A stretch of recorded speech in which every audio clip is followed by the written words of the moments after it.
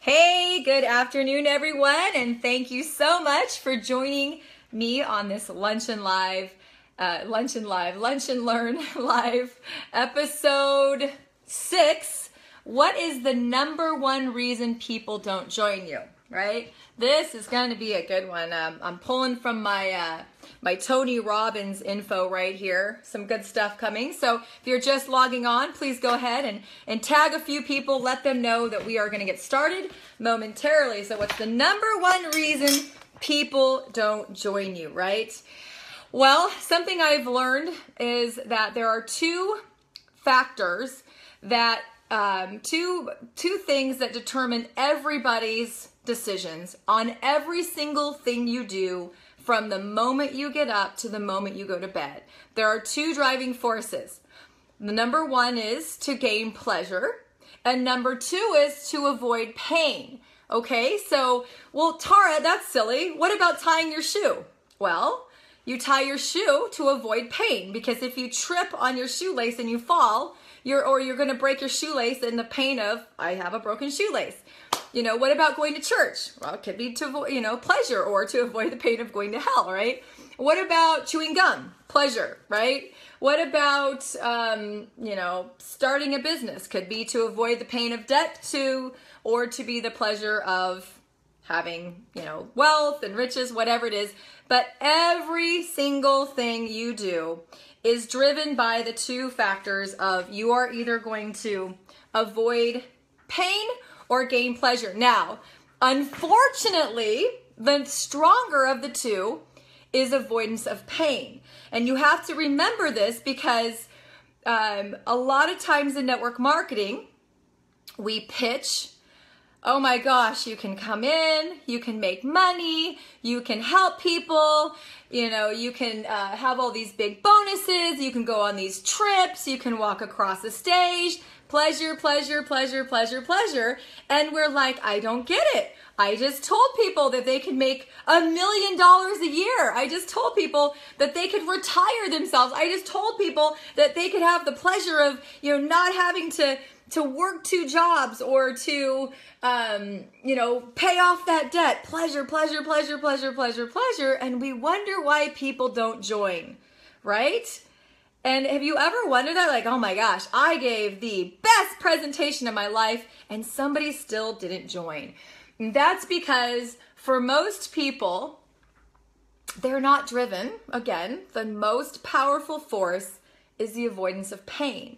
So all of a sudden, they're excited. Their little 3% of their conscious is like, yes, it sounds amazing. Pleasure, pleasure, pleasure, pleasure, pleasure. And then they go to sleep.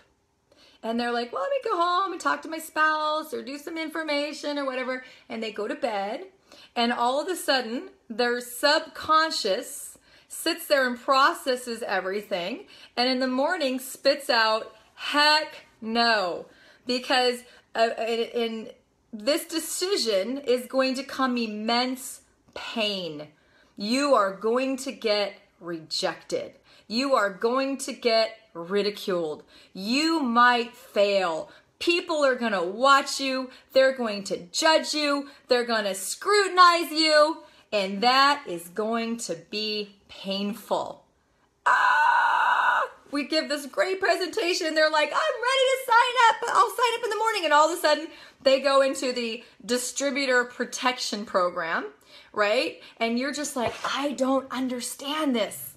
That's because all of a sudden, that dream doesn't look very enticing because the price tag is too high. And that is what happens over and over and over and over and over and over again, and you just don't understand why, right? I'm going to give you a story, and I know it's going to be a little bit heart-wrenching, and I don't mean to be so brutal in my example, but it will make my point clear. So let's pretend that you're walking by a burning building. And when I say burning building, I mean like it's an apartment building and there's smoke billowing out of every window. You can hear things crunching and falling. And you walk up to the firefighter and you're like, wow, that's a pretty brutal fire. And he says, yeah, it's too bad. Because upstairs on the second floor, the third apartment on the right and the first bedroom on the left, underneath the bed is $5 million. What? Yeah, go in. If you go in, you can have it. Oh, do you go in that building? I'm sorry. If you say you're going to go in that building, you are crazy or you don't respect your life. Hell no, I'm not going in that building. Excuse my language, but heck no, I'm not going in that building. If there were $1 billion in there, would I go in that building? Heck no. Why?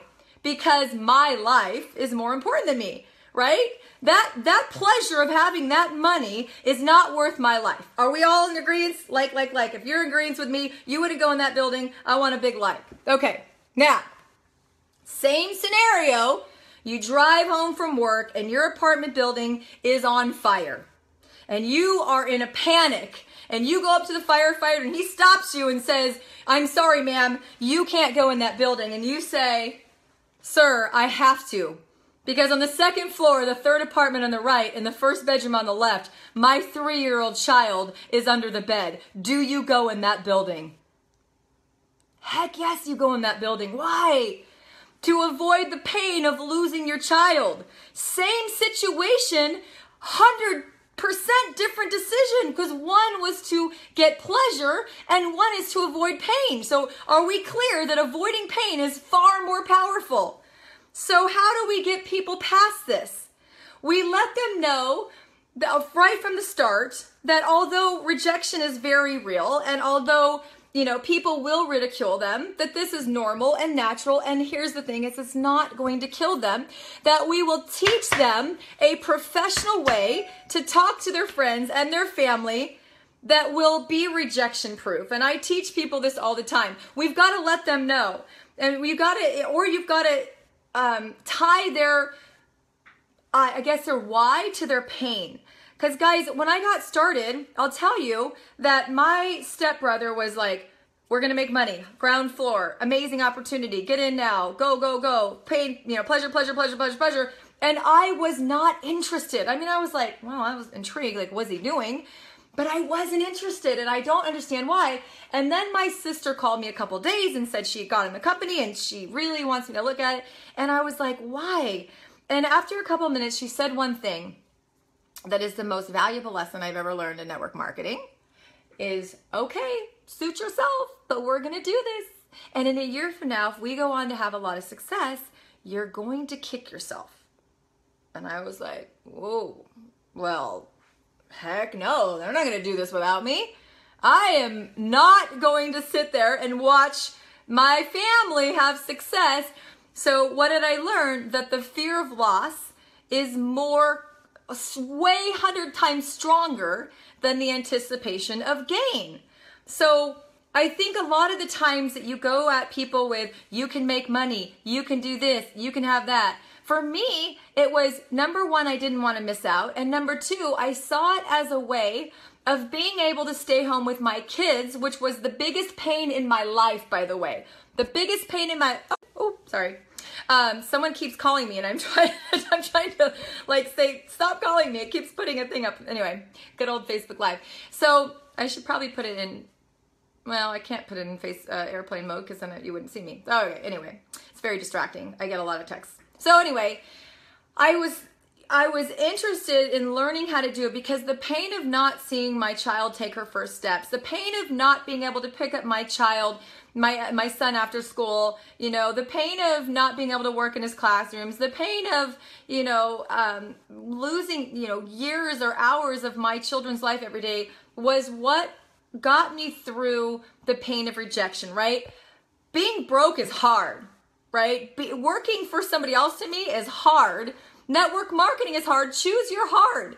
But just remember that, thank you. That's a great idea. Do not disturb. Okay. I was trying to think it through. Thank you for that.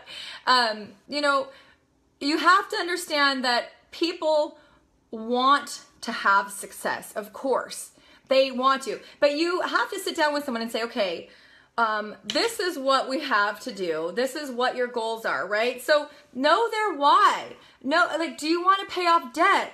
what is your pain? You got to talk about their pain, because then they're just trading pain for other pain, and they're get rid of pain. But what you're doing is you're saying pleasure, pleasure, pleasure, but all they see is pain on top of more pain, and they don't see it and they walk away.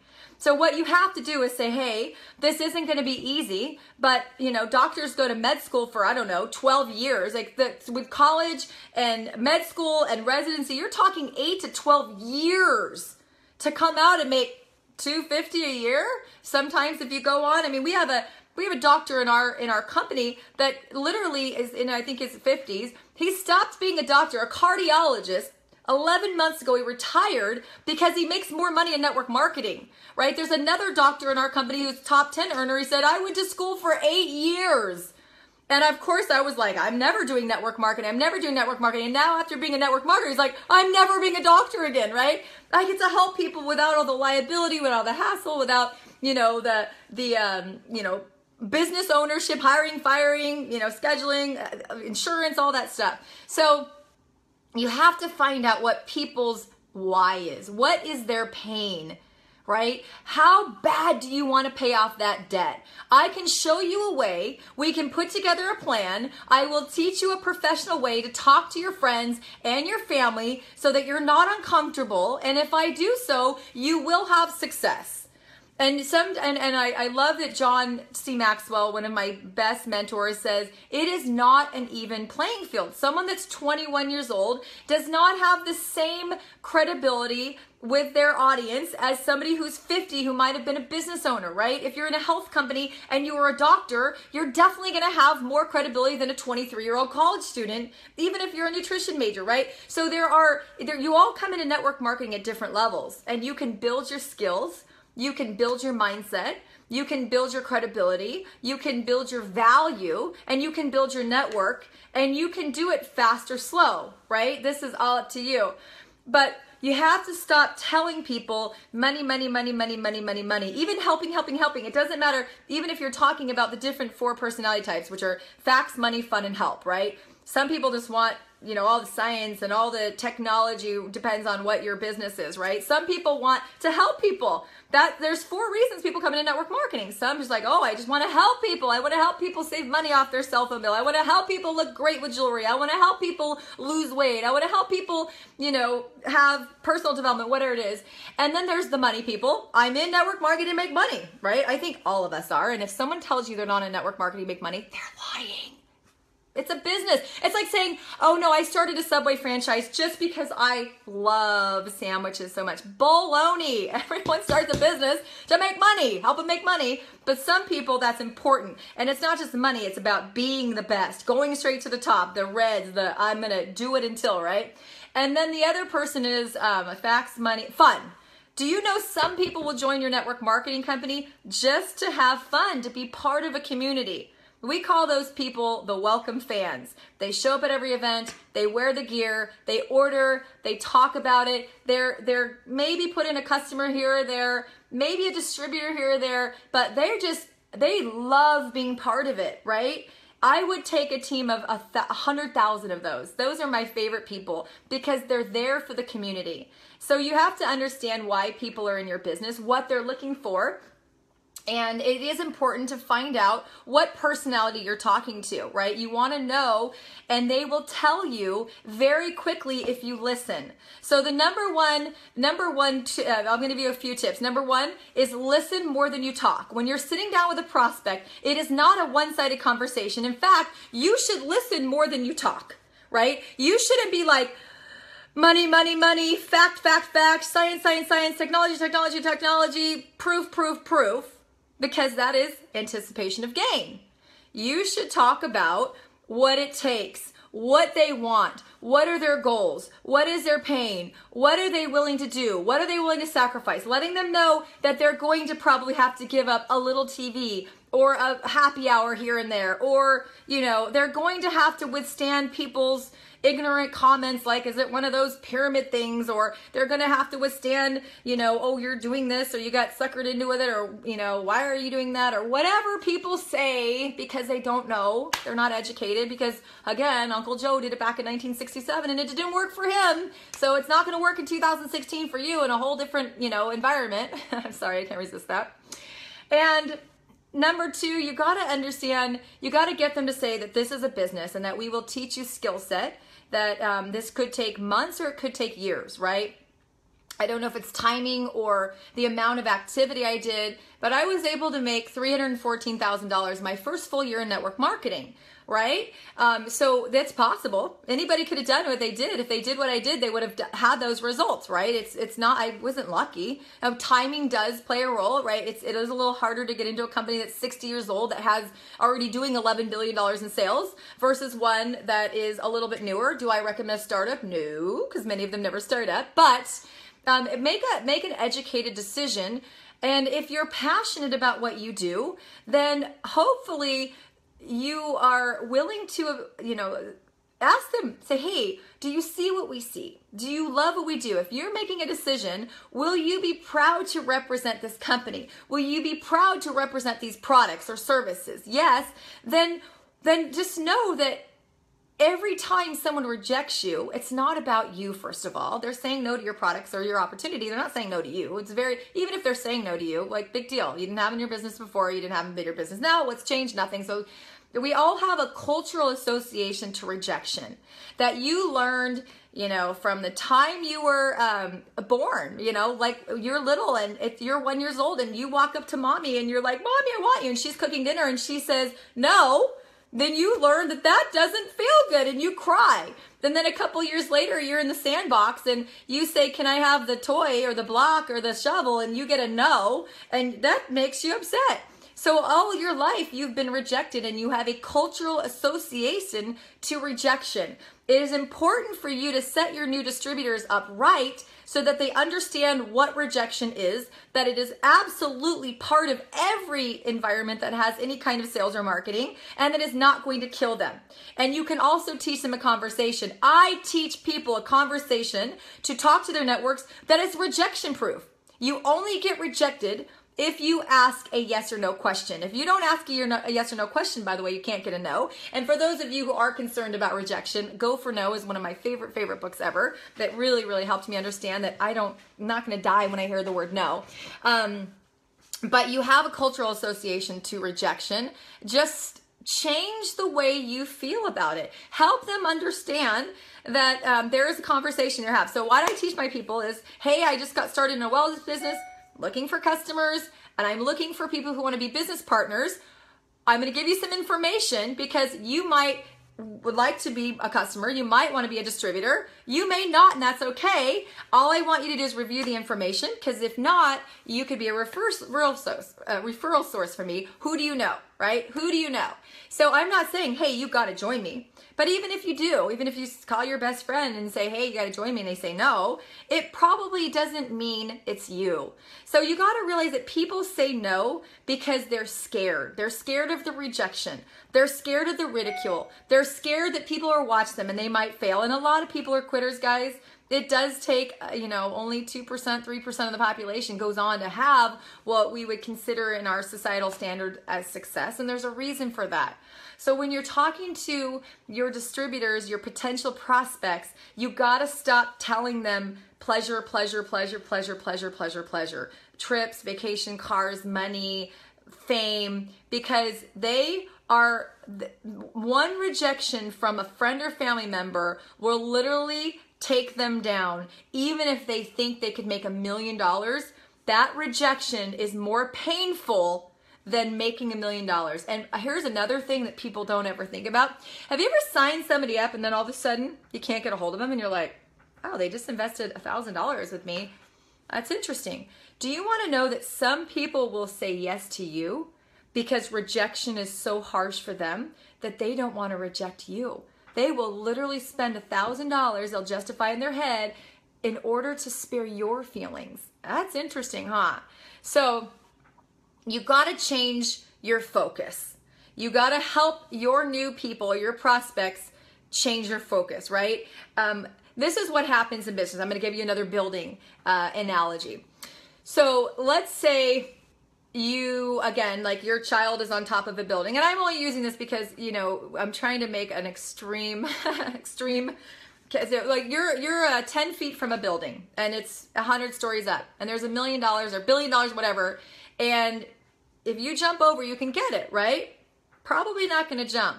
But if your child is on the other building and the building is on fire and you can see it's on level 2 and it's going to come up and you've got a couple hours to figure out how to get over there and get back, you're not going to stop. But what happens is you throw a plank down and all of a sudden it's not long enough. It crashes and you watch it crash.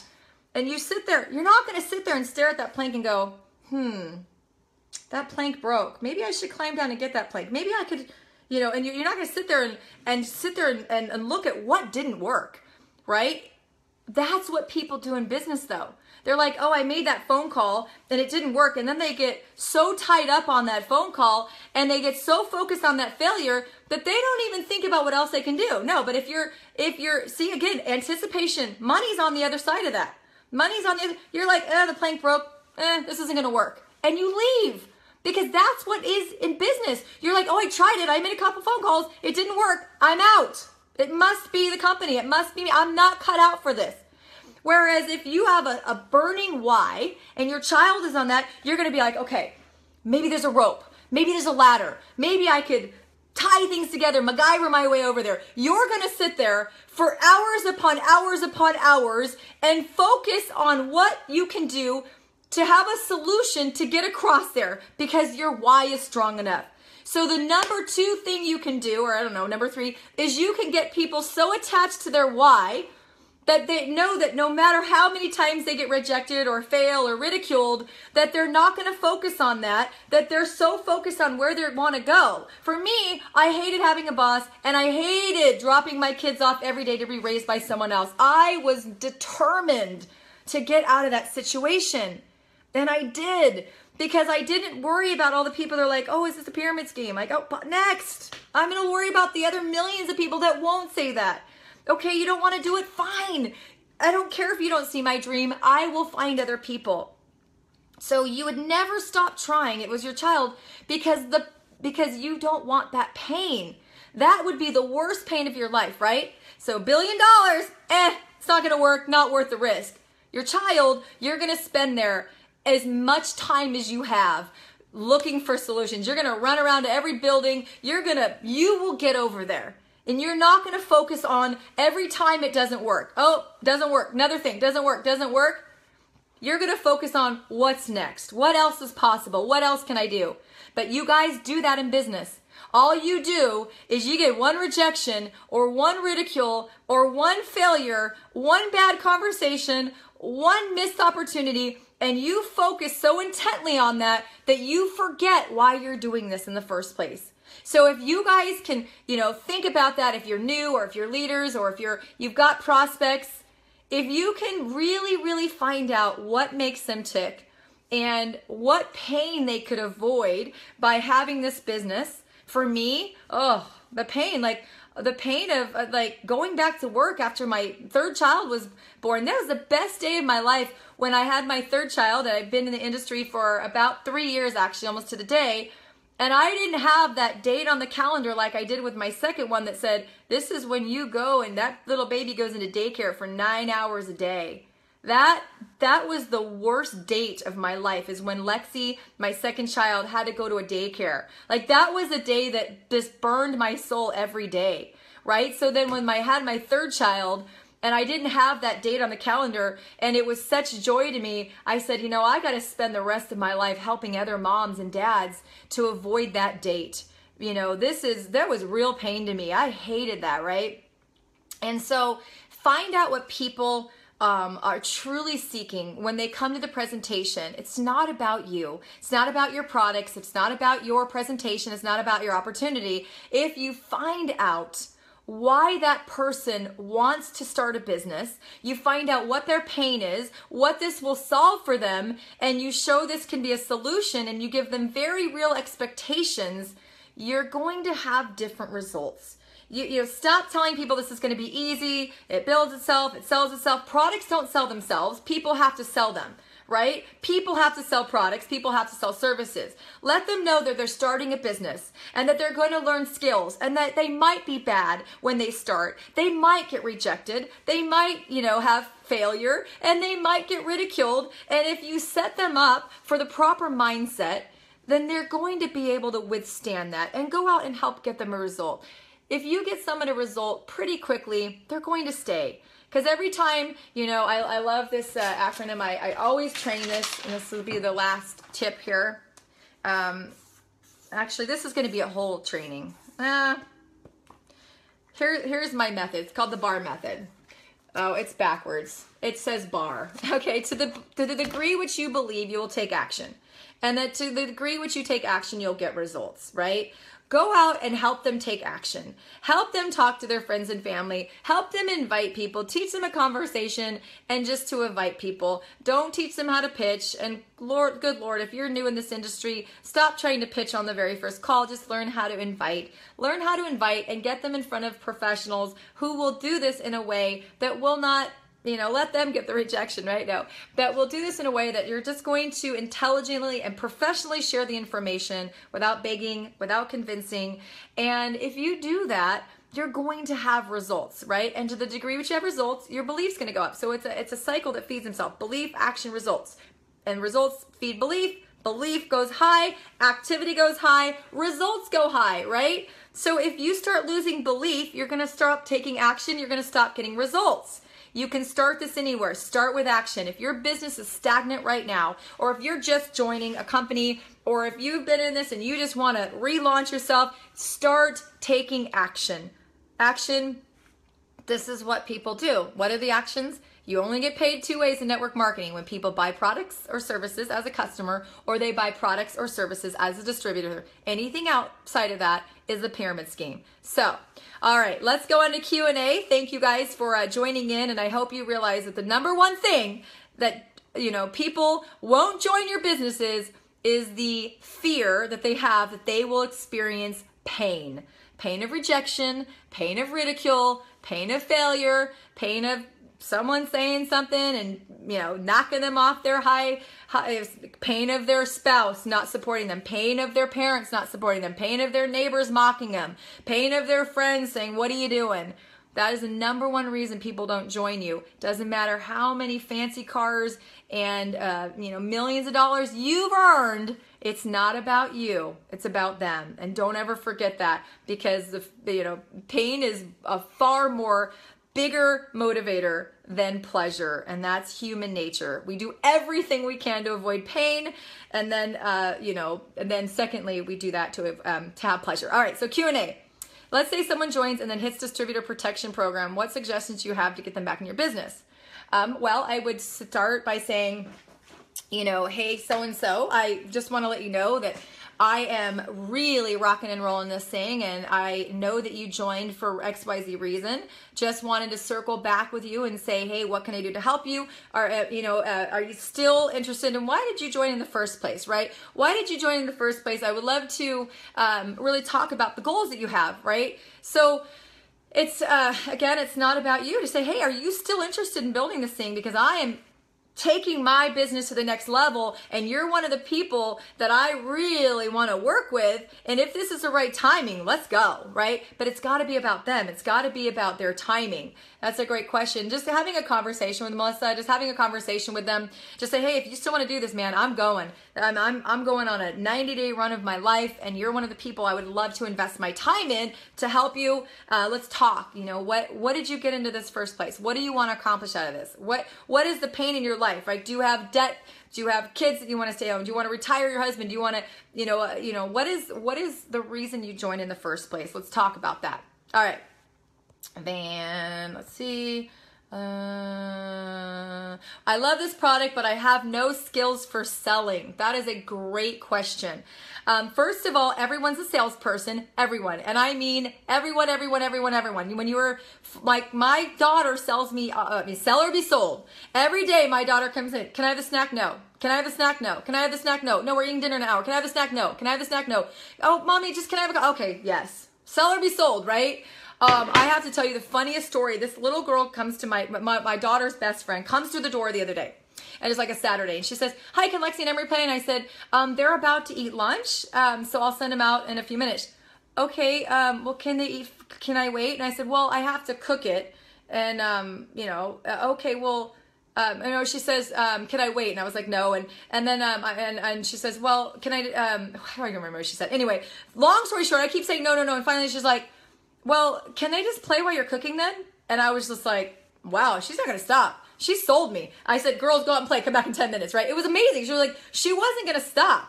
Everyone's a salesperson. If you're married, you had to sell your person on why they should marry you. If you've ever had a job, you had to sell an employer why they should hire you over the next guy. Everyone's in sales, guys. Like, let's not even go there. Every single person is in sales. You just forgot about that. So if you say to your friend, hey, I just watched a great movie or a great restaurant, you're selling.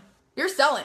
You may not be compensated for it, but you're selling. So if you think selling is like a hard close, then you're doing it the wrong way. Sharing a product with someone who already needs it, if you say, hey, I got a product for this problem you have, and I'm going to share it with you, who cares who gets paid? You should be happy that your friend or family member is getting paid over the CEO of a big corporation, right? So I have a great video on my YouTube channel that says, I'm not a salesperson. Everyone's a salesperson. All you're doing is sharing product and services, and you're looking for people who need those product or services. You're not looking to close everyone on it. So your whole job is to share the information and find people who are looking. You're a sorter. You're not a seller. All right. Great job. I'm getting good at rejection. Haha. I'm finding the people the least expect. Yeah. Everyone you think will, won't. Everyone you say won't, will. Okay. What else? Any other questions? Let's see. Oh, if fear causes you to find a shortcut, avoid the real conversation. Okay, I'm not sure if that's a question. Awesome nuggets. Cover, no. Sorry, I'm just trying to read these questions. Okay, you have to pay.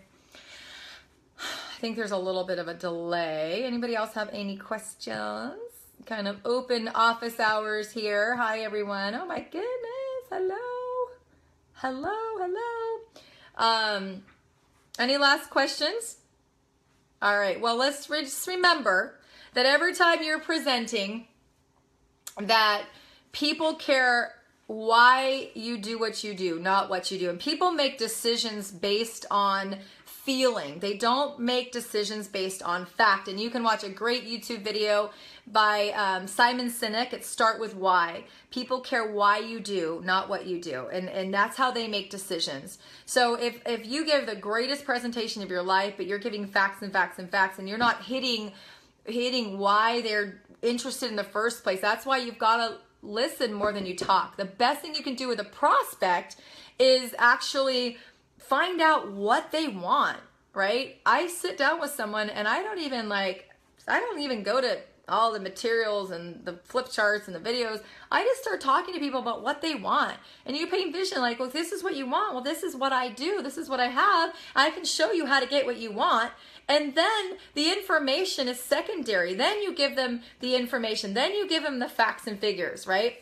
So should we focus heavily on finding what their current pain is? Yes. Why are you interested in starting a business? Do you hate having a boss? Do you hate not having money? People don't ever lack time and money, by the way. They just focus so heavily. I tell people, like, there are people that are like, I would love to do what you do, but I don't have any money.